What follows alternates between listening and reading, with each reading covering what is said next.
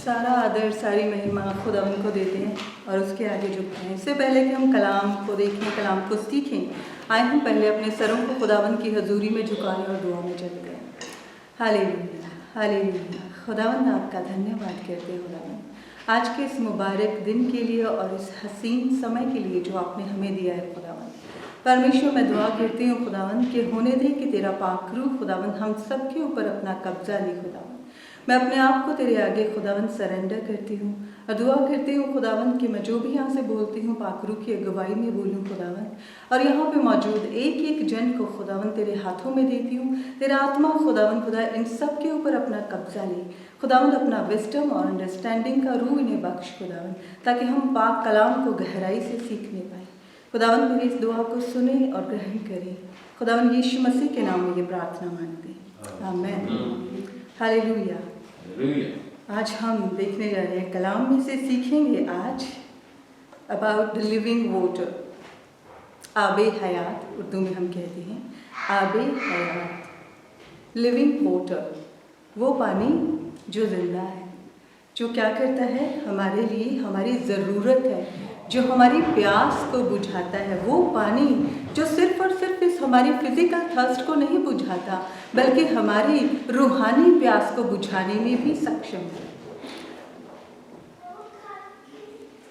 पानी क्या करता है आपके जीवन में? आपको रिफ्रेश करता है पानी, और क्या करता है? आपको तरोताज़ा करता है, हमें क्लेंस करता है, हमें पाक साफ करता है, और पानी के साथ ही जो नया जीवन है वो पनपता है।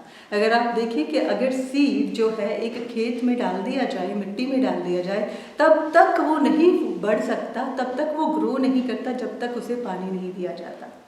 ये पानी की कुदरत है, ये खुदावंद की एक बहुत बड़ी बरकत और नेमत है ह्यूमैनिटी के लिए।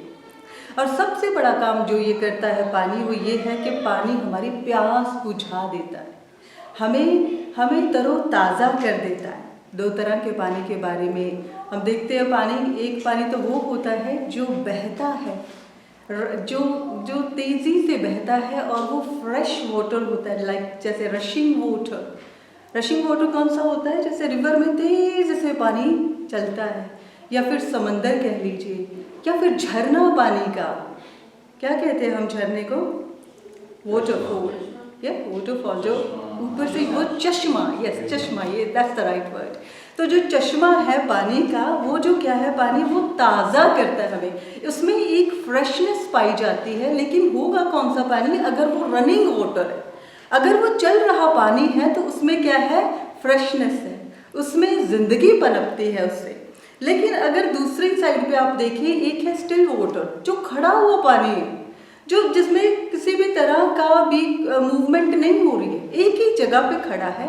और उस पानी में आप क्या देखोगे कि नीचे ग्रीन कलर की जो होती है काई जम जाती है, और उसके ऊपर आप क्या देखते हो? मॉस्किटोज, मच्छर, और क्या कहते हैं, मक्खियाँ उसके ऊपर लगती है, भिन-भिनाने लगती है। वो पानी कौन सा है? जो रुका हुआ पानी है, और उसमें क्या है? उसमें जीवन नहीं होता है, उसमें डेथ होती है एक्चुअली में। उसी से पनपती है इलनेसेस, डिसीजेस, क्योंकि उसमें होते हैं माइक्रोब्स, और जो डेथ है इसी रुके हुए पानी से निकलती है। लेकिन खुदावंद यीशु मसीह हमें कलाम में क्या सिखाते हैं? सिखाते हैं कि I am the living water, कि मैं एक ऐसा जिंदा पानी हूँ जिसको आप किसी भी और चीज़ के साथ कंपेयर कर ही नहीं सकते। ड्यूट्रोनोमी, इस्तिस्ना की किताब 28 की 12 में पढ़ी। ये जो बरकत है खुदावन ने ह्यूमैनिटी को और इंसान को जो दी है, बहुत बड़ी है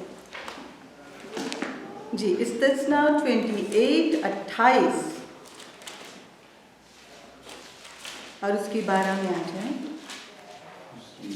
12वीं आयत में जी लिखा है, खुदावंद आसमान का जो उसका अच्छा खजाना है तेरे लिए खोल देगा, कि तेरे मुल्क में वक्त पर में बरसे, और वो तेरे सब कामों में जिनमें तू हाथ लगाए बरकत देगा, और तू बहुत सी कौमों को कर्ज देगा और खुद कर्ज नहीं लेगा। Hallelujah.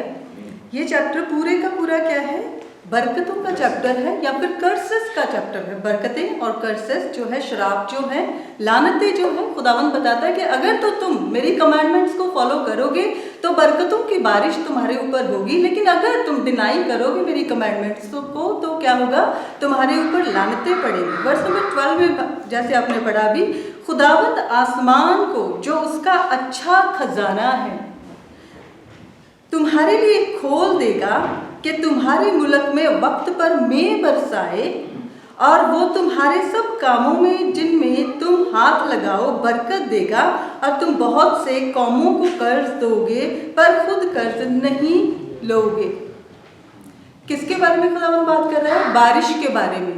Time to time, season to season बारिश का पड़ना एक बरकत को बताता था, क्योंकि अगर खुदावंद लोगों के साथ खुश नहीं होते थे तो उनके ऊपर पहली सजा जो थी आया करती होती थी, वो थी अकाल। खुदावंद कई तरीके से लोगों के ऊपर जजमेंट लेके आया करते थे। अकाल थे, मरी थी, बीमारियां आ जाती थी, या फिर तलवार चलाया करते थे खुदावंद। एक नेशन के ऊपर दूसरा नेशन जो था ओवरटेक कर लिया करता था। ये थे खुदावंद के तरीके सजा देने के। अब यहाँ पे लेकिन खुदावंद क्या कहते हैं कि मैं आसमान को जो उसका अच्छा खजाना है तुम्हारे लिए खोल दूंगा कि तुम्हारे मुल्क में वक्त पर मेंह बरसाए, ताकि इनको किसी भी चीज की क्या ना हो, कमी ना हो। पानी जो है खुदावंद ने लोगों को एक बरकत और एक बहुत ही बड़ी नेमत करके दिया, लेकिन जहाँ पर पानी नहीं होता वहाँ से सबसे पहले हम क्या देखते हैं? खुश्की, खुश्क ज़मीन। अगर बारिश नहीं पड़ती, खुश्क ज़मीन है, वहाँ पे जितना मर्जी आप सीड जो है, जो बीज है बो दो, लेकिन वहाँ से कुछ भी जीवन पनपता नहीं है। बहुत तरह के ड्रॉट है, दो तरह के हम देखते हैं कि सूखा पड़ जाता है। एक तो है, हम इसमें ध्यान देंगे, एक है आत्मिक सूखा यानी स्पिरिचुअल ड्राइनेस, और दूसरा हम देखेंगे फिजिकल ड्राइनेस, बारिश ना होने की वजह से। यूहन्ना 7:37-39, John, gospel of John 7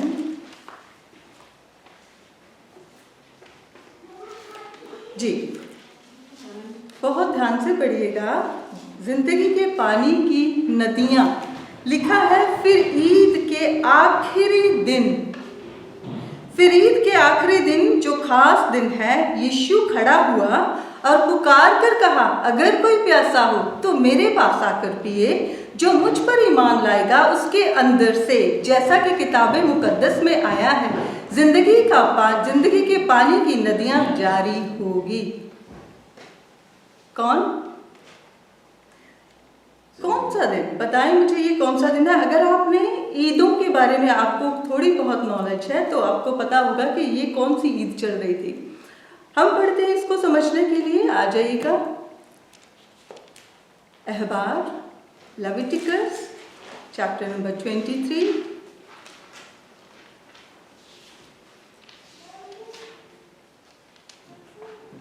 verse 33 Leviticus 22 जी, 23 चैप्टर 23 वर्स 33। बनी इस्राएल से ये कह कि उस 7वें महीने की 15वीं तारीख से लेकर 7 दिन तक खुदावंद के लिए ईदें तैयार की। जी आगे बढ़िए प्लीज। पहले दिन मुकद्दस मजमा हो, तुम उस दिन कोई खादिमाना काम ना करना। तुम 7 दिन बराबर खुदावंद के हुजूर आतिशी कुर्बानी गुजराना। जी रुकिए, बुक ऑफ लेविटिकस में 7 तरह की ईदों के बारे में आप पढ़ते हो, 7। और ये क्या है? चैप्टर 23 वर्स 1 में लिखा है, बनी इज़राइल से क्या है, खुदावंद मूसा के द्वारा इज़राइलियों को कह रहे हैं, खुदावंद की ईदें जिनका तुमको मुकद्दस मजमों के लिए ऐलान देना होगा, मेरी वो ईदें ये हैं। खुदावंद यहोवा परमेश्वर ने इज़राइलियों को 7 ईदें दी है, जिसे कहते हैं फीस्ट्स ऑफ यावे। ये कोई इज़राइलियों के लिए नहीं थी, और ये वो जो ईदें थी ये खुदावंद के मुकर्रर टाइमिंग थी। एक वो टाइम जब खुदावंद इज़राइलियों के साथ मिला करेगा, वो टाइम और सीजन्स जब लोग पता कर सकते हैं कि अब यहोवा परमेश्वर क्या करने वाले हैं। इसके लिए वर्ड है मुआदीन, यानी कि अपॉइंटेड सीजन। ये खुदावन की अपॉइंटमेंट का टाइम हुआ करता था जब लोगों के साथ वो इंटरवीन किया करते थे और खुदावंद उनको बताया करते थे कि खुदावंद का क्या प्लान है, या लोग अपने पापों की माफ़ी मांगा करते थे और खुदावंद रेडी होते थे उनको सब कुछ उनकी माफ़ी उनको माफ़ करने के लिए। इसमें आप 7 तरह की ईदें खुद ब खुद हेडिंग से पढ़ सकते हो, उर्दू में लिखा हुआ है यहाँ पे। और उनमें से जब 7वीं ईद के बारे में यहोवा परमेश्वर बात करते हैं वो है 33। आपको मालूम है ये यहोवा परमेश्वर के फीस्ट्स हैं, फेस्टिवल्स ऑफ यावे। यहोवा ने यहाँ पे नहीं लिखा कि क्रिसमस है या तुम्हारे लिए ईस्टर है या ये फेस्टिवल है। यहोवा की ईदें कौन सी है? वो ये है 7 फीस्ट्स ऑफ यावे। इनको मनाने के लिए खुदावन ने कहा 7, और उनमें से 7वीं जो ईद है ईद ख़याम। ईद ख़याम 33 जैसा कि आपने अभी पढ़ा। और खुदावन ने मूसा से कहा बनी इज़राइल से कह कि उसी 7वें महीने की 15वीं तारीख, ये था महीना तिशरी। महीने जो थे कब से चले? जब इजिप्ट से निकले इजराइली। तो यहोवा परमेश्वर ने कहा ये साल जो है तुम्हारे लिए स्टार्टिंग का ईयर हो, पहला महीना यही हो। अब यहोवा परमेश्वर ने कहा जो 7वां महीना होगा उसके 15वें दिन तुम लोगों ने क्या करना है? ईद ख़याम को मनाना है। 7 दिन तक खुदावन के लिए ईद ख़याम होगी। पहले दिन मुकद्दस मजमा हो। कितने दिनों के लिए सेलिब्रेट किया जाएगा ये वाला फेस्टिवल? 7 डेज के लिए। 7 डेज के लिए पहले दिन मुकद्दस मजमा और 8वें दिन मुकद्दस मजमा।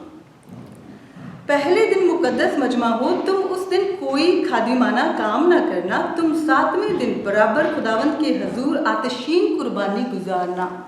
आतिशीन कुर्बानी जो खुदावंद को पसंद होती है, लाइक एन एरोमा, खुदावंद को ऊपर पहुंचती है। आपको मालूम है कि कितनी कुर्बानियाँ दी गई हैं? 5 तरह की कुर्बानियों के बारे में हम इसी बुक की स्टार्ट में पढ़ते हैं। उनमें से खुदावन ने कहा कि मेरे लिए तुम कुर्बानियाँ देना, आतिशीन की कुर्बानी जिसे हम इंग्लिश में फूड ऑफरिंग कहते हैं।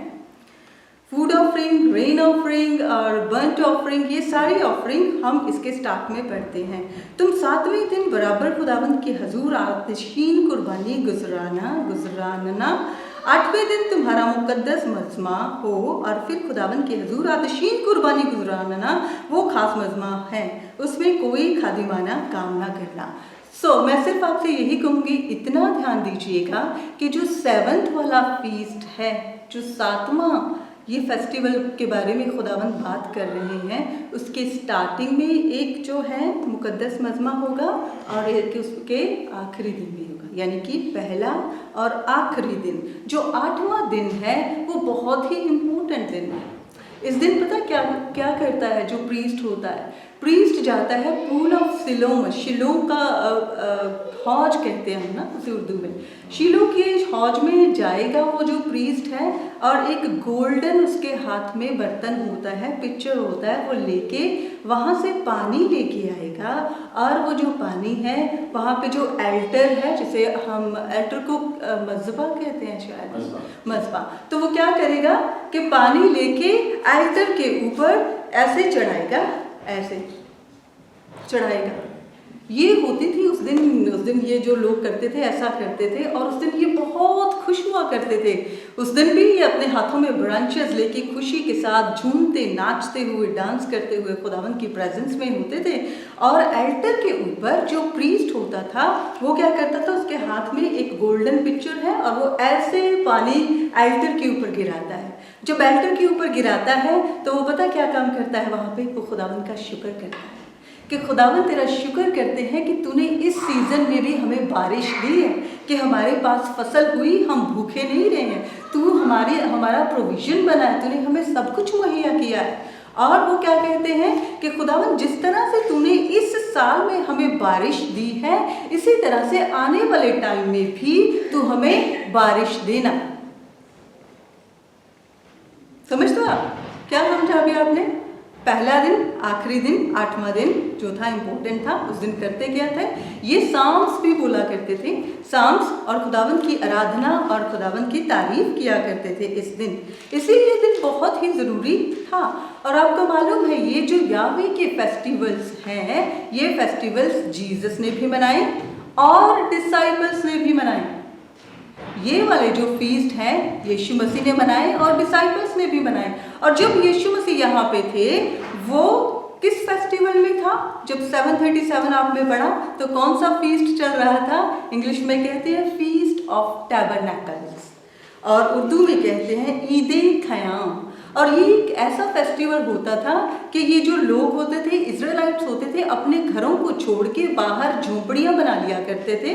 बहुत सारे ट्रीज के ब्रांचेस को लेके, लीव्स को लेके बाहर झोंपड़ियाँ बना के उसमें रहा करते थे और उसमें रह के ये खुदा की तारीफ किया करते थे। अपने नॉर्मल कामों को छोड़ के सिर्फ खुदा के कामों को ही ये बयान किया करते थे, तारीफ करते थे उसकी और टेस्टिमनीज शेयर करते होंगे उस वक्त। ऐसा ये इंतज़ाम था खुदावंद का। लेकिन ये जो फीस्ट है हमें बताता क्या था? ये क्यों रहते थे झोंपड़ियों में?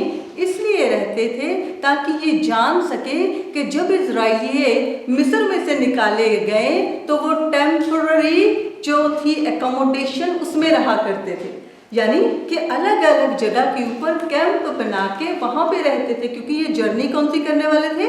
मिस्र से लेके कनान तक। तो कभी ये यहाँ रुकते थे, कभी वहाँ रुकते थे। और खुदावंद ने कहा तुम इस फीस्ट को मनाना ताकि तुम लोग भूल मत जाना कि तुम्हारे जो बाप दादे थे किस तरह से मिस्र से जब निकले टेम्पररी शेल्टर्स में रहे। ये था खुदावंद का प्लान और अपनी आने वाली जनरेशन को ये बता सकें कि क्यों ये मनाते हैं फीस्ट ऑफ टैबरनैकल्स। अब जो 8वां दिन है ये फीस्ट चल रहे हैं और खुदावंद यीशु मसीह क्या कह रहे हैं? फिर ईद 37 में आ जाइए, 737, जॉन 7:37। फिर ईद के आखिरी दिन, कौन से ईद के आखिरी दिन? ईद-ए-ख़याम। जी थैंक यू सिस्टर। ईद-ए-ख़याम के आखिरी दिन क्या हो रहा है? प्रीस्ट क्या करता है? पानी उड़ेलता है सेंटर पे, खुदावंद का शुक्र करता है और कहता है कि आगे आने वाले टाइम में भी हमें पानी जो है वो प्रोवाइड करना। फिर ईद के आखिरी दिन जो खास दिन है, यीशु खड़ा हुआ और पुकार कर कहा अगर कोई प्यासा हो। ये पता कब खड़ा हुआ यीशु? जिस वक्त प्रीस्ट पानी ऐसे गिरा रहा है ना एल्टर के ऊपर और वो यहोवा का शुक्र कर रहे हैं, तो वो कह रहे हैं कि खुदावंद आने वाले टाइम में भी हमें तो बारिश देना ऐसे ही टाइम टू टाइम। तो वहाँ पे यीशु मसीह जो है वो कहते हैं कि आई एम दैट वाटर, कि जो तुम्हारी सिर्फ और सिर्फ फिजिकल प्यास नहीं, तुम्हारी रूहानी प्यास को बुझाने में सामर्थी है, सक्षम है। अगर कोई प्यासा, 2 तरह के पानी के बारे में आप देखते हो। यीशु खड़ा हुआ, पुकार कर कहा 2 तरह की प्यास। कौन सी प्यास? फिजिकल थर्स्ट और दूसरी कौन सी थर्स्ट है? रूहानी थर्स्ट। फिजिकल के लिए वो शुक्र कर रहे हैं, लेकिन यीशु मसीह को पता है कि जो रूहानी प्यास है वो और भी ज़्यादा मायने रखती है, वो बुझनी और भी ज़्यादा ज़रूरी है। और यीशु मसीह खड़े होकर क्या कहते हैं? अगर कोई प्यासा हो तो मेरे पास आकर पिए। क्या यीशु मसीह इस बारे की बात कर रहे थे? जो मुझ पर ईमान लाएगा उसके अंदर से, जैसा कि किताबे मुकद्दस में आया है, जिंदगी के पानी की नदियां जारी होगी। जिंदगी के पानी की नदियां जारी होगी। अब यीशु मसीह यहाँ पे कौन से पानी की बात कर रहे हैं? कौन से, कहाँ से निकल आएगी नदियां? यानी आपका इनर मोस्ट बीइंग, यानी आपकी स्पिरिट, आपका रूह। आपको मालूम है, ये समझना हर एक क्रिश्चियन के लिए बहुत इंपॉर्टेंट है कि हम हैं कौन। हम एक रूह है, हमारे पास एक जान है और हम एक बॉडी में रहते हैं। एक्चुअली में आप हो क्या? एक रूह है। रूह हो, जान आपके पास है और आप एक बॉडी में रहते हो। और खुदावंद यीशु मसीह कहते हैं जो मुझ पर ईमान लाएगा उसके अंदर से, जैसा कि किताबे मुकद्दस में आया है, जिंदगी के पानी की नदियाँ, यानी कि ये क्या बताता है? होली स्पिरिट, पाक रूह। पानी जो है, पानी is a symbol of the Holi spirit, जारी होंगी। उसने ये बात उस रूह की बाबत कही। देखिए क्लियर है, वर्स नंबर 37। जी भाई पढ़ दीजिए प्लीज। 37 जी 37 सॉरी 38 और 39 पढ़ दीजिए प्लीज। जो मुझ पर ईमान लाएगा उसके अंदर से, जैसा किताब मुकद्दस में आया है, जिंदगी के पानी की नदियां जारी होंगी। उसने ये बात रूह की बाबत कही जिसे वो पाने को थे, जो उस पर ईमान लाए, क्योंकि रूह अब तक नाज़िल ना हुआ था। जी इसलिए कि यीशु अभी अपने जलाल को ना पहुंचा था। बस दैट्स इट जी, बस यहीं तक रहिए। जिंदगी के पानी की नदियां जारी होगी कहाँ से? उसके अंदर से। जब आप खुदावंद यीशु मसीह के ऊपर ईमान लाते हो तो आपको मिलता क्या है? जो सबसे पहली चीज़ है, खुदावंद यीशु पे जो विश्वास करते हो, सबसे पहले खुदावंद का रूह आपके अंदर आ जाता है। होली स्पिरिट जो है वो आपके अंदर हमेशा के लिए रहना क्या कर देता है? शुरू कर देता है। यीशु मसीह कह रहे जो कोई मुझ पर विश्वास लाएगा, जो कोई मेरे पास आएगा, जो मुझ पर ईमान लाएगा, उसके अंदर से, यानी कि आपकी रूह में कौन रहता है? पाक रूह। रूह आपका इनर मोस्ट बीइंग है, फिर उसके बाद सोल और फिर उसके बाद बॉडी। और वहाँ पे क्या होगा? जिंदगी के पानी की नदियाँ जारी होगी। पानी कौन सा? पानी की नदियाँ जारी होगी। स्पिरिचुअल वाटर, होली स्पिरिट, पाक रूह अंदर से बह निकलेगा। उसने ये बात उस रूह की बाबत कही जिसे वो पीने को थी, जो उस पर ईमान लाए, क्योंकि रूह अब तक नाजिल ना हुआ था, इसलिए कि यीशु अभी अपने जलाल को ना पहुंचा। पाक रूह कब उतरा? जब यीशु मसीह ऊपर गए, तभी पाक रूह हमारे लिए नीचे उतार दिया, नीचे हमारे लिए दे दिया गया। यीशु मसीह 8वें दिन खड़े होकर कहते हैं, मैं वो पानी हूँ जो आपकी सिर्फ और सिर्फ फिजिकल थर्स्ट नहीं बल्कि स्पिरिचुअल थर्स्ट, जो और भी ज़्यादा इम्पोर्टेंट है, बुझा सकता है। जब आप पुराने अहदनामे में देखते हो, इजराइलियों के साथ एक चट्टान या एक रॉक चला करती थी। पढ़ा है आपने? इजराइलियों के साथ जो उनकी प्यास को बुझाती थी वो क्या थी? चट्टान थी, एक रॉक था। और जब आप पढ़ेंगे 4:10 में, जॉन 1 Corinthians 10:4 में, जी भाई पढ़ लीजिए 10:4, 1 Corinthians 10:4।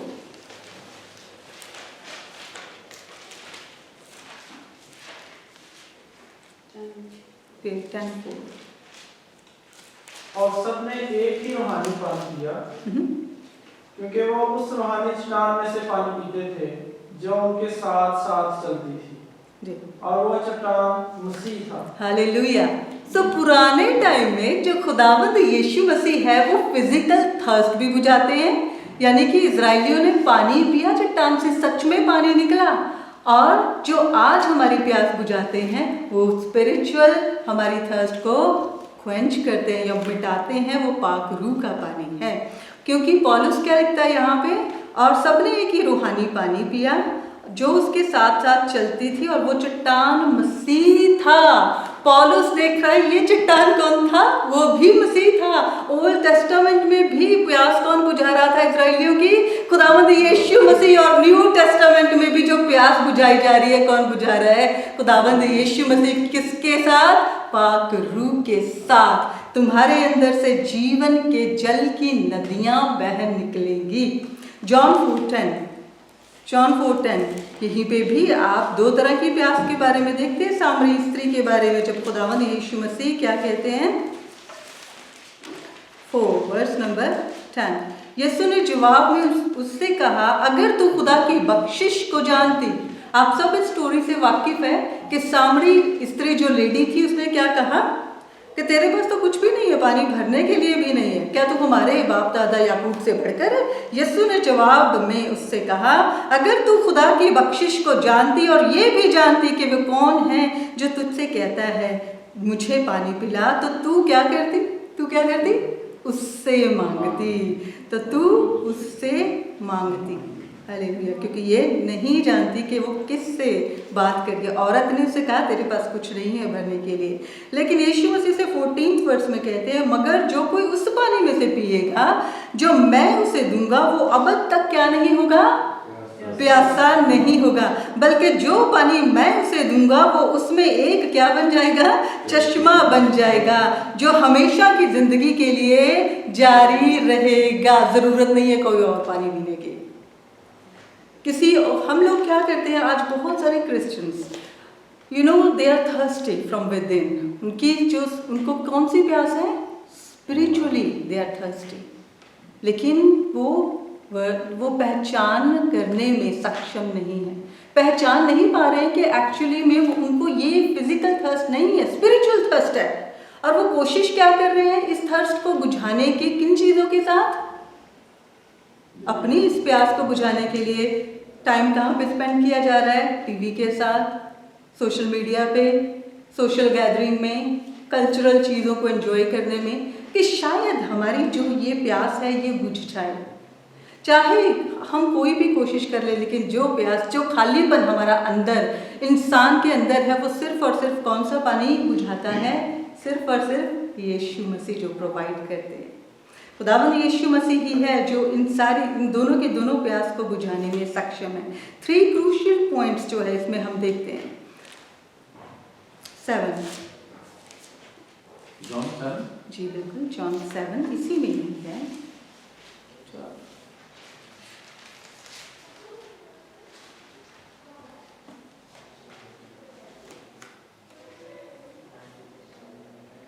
जी बढ़िए भाई, वर्स आप पढ़ लीजिए 38 से पढ़ लीजिए, नहीं 37 भाई, 37 से पूरा सही है। यस बोलो। प्रीत के आखिरी दिन जो खास दिन है, यीशु खड़ा हुआ और पुकार कर कहा कि कोई प्यासा है तो मेरे पास आकर पिए। जी बिल्कुल, यहीं पर रुकिए। पहला पॉइंट क्या है? अगर कोई प्यासा है, नंबर 1, तो वो क्या करे?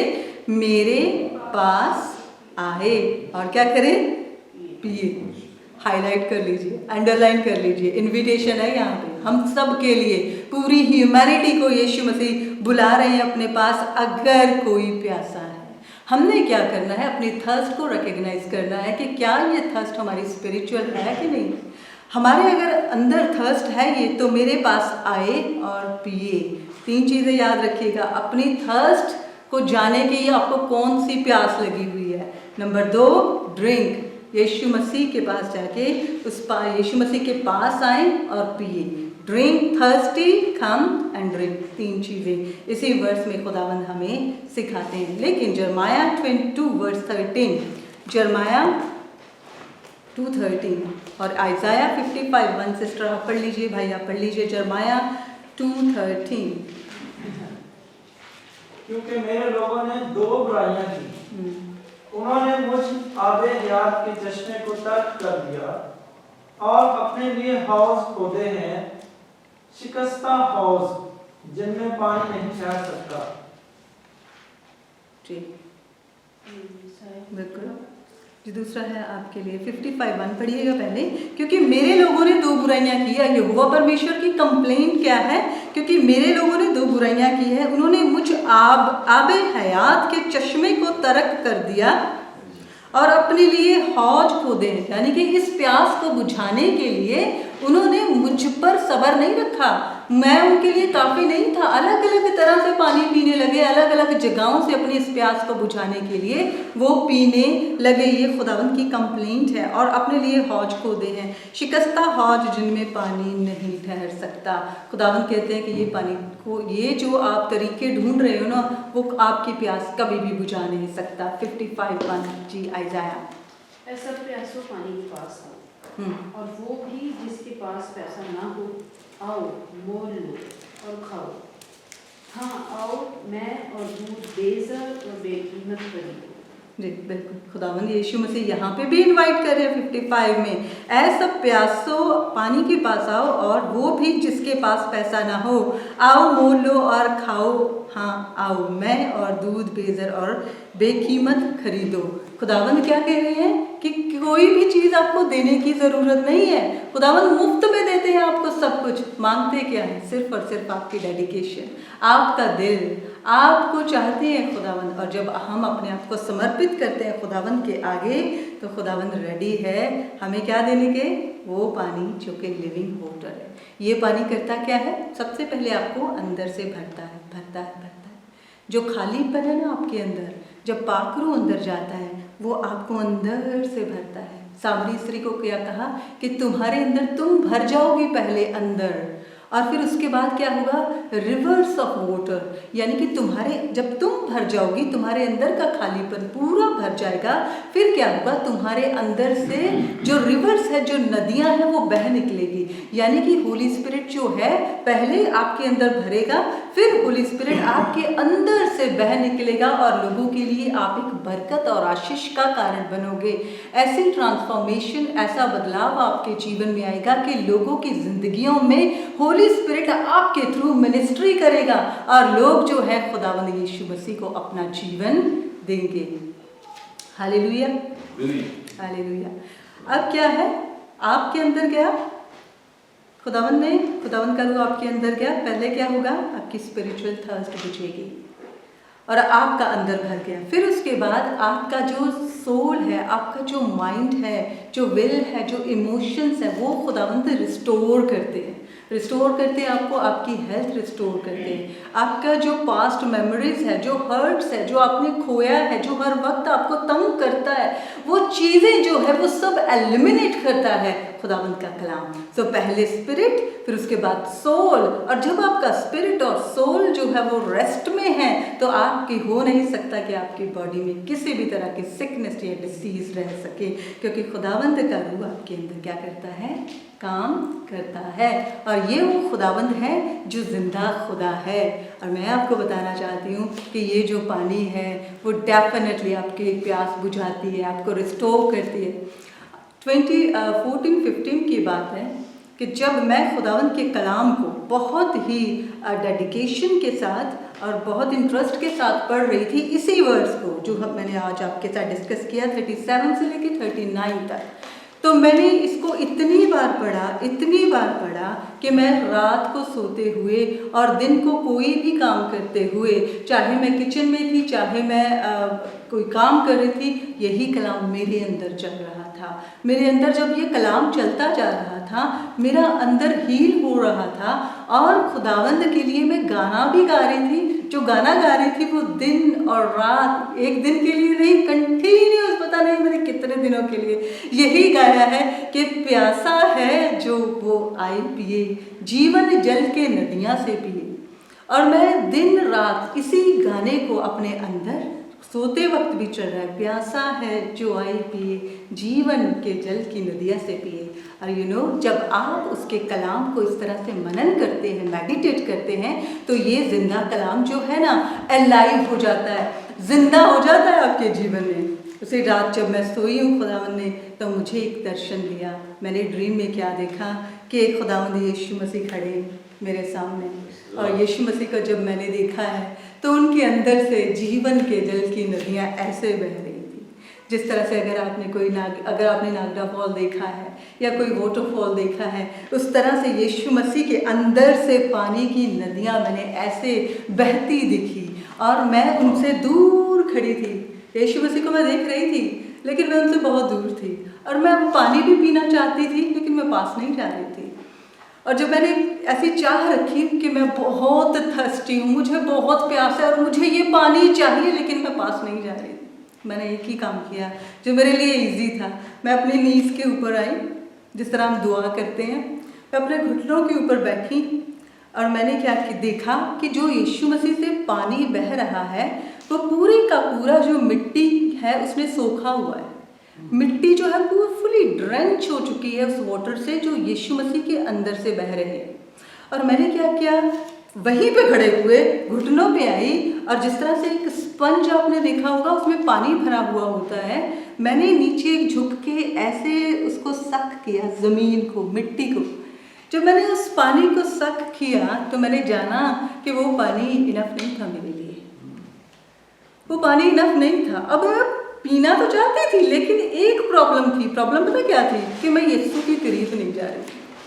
वो सिर्फ पानी वहाँ पे फ्लो होके आ रहा था, वो भी पूरा मिट्टी के बीच में था, लेकिन मैं करीब नहीं जा रही थी। फिर लेकिन मैं इतनी अंदर से बेकरार हो गई कि मुझे ये पानी पीना है। और बहुत सारे लोग यीशु मसीह के इर्द गिर्द खड़े थे और वे सब इतना पानी पी रहे थे यीशु मसीह से। एक काम मैंने किया, फिर मैं घुटनों से उठी, फिर क्या किया, मैंने वॉक करके यीशु मसीह के करीब गई।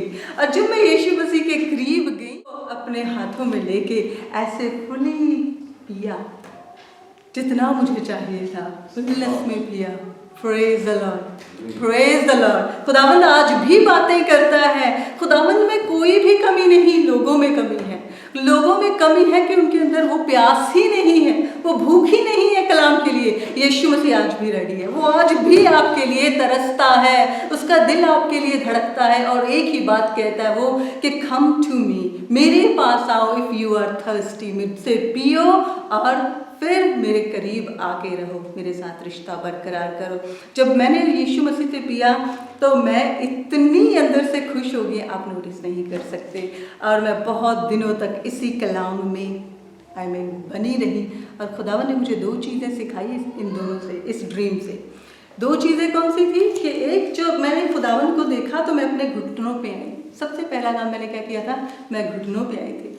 तो खुदावन ने मुझे कहा टोटली सरेंडर योरसेल्फ, पूरा सरेंडर कर दो अपने आप को।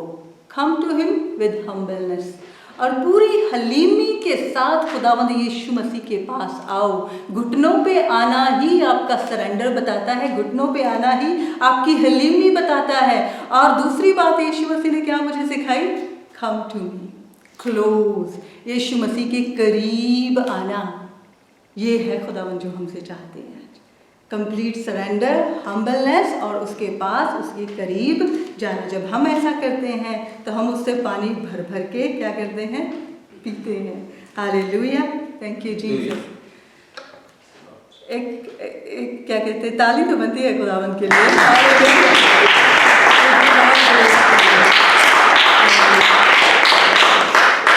खुदावंद ऐसा, खुदावंद हमारा खुदा है जो हमारी हर एक तरह की प्यास बुझाता है। करना क्या है, आपने आइडेंटिफाई करना है, आपने रिकग्नाइज करना है कि वेदर यू आर फिजिकली दस्टी या फिर आप स्पिरिचुअली दस्टी हैं। खुदावंद यीशु मसीह दोनों तरह की प्यास बुझाते हैं, उसने फिजिकल भी बुझाई और स्पिरिचुअल भी बुझाता है। आपके लिए एक ही इन्विटेशन है, कम टू मी। यीशु मसीह कहते हैं उसके पास है।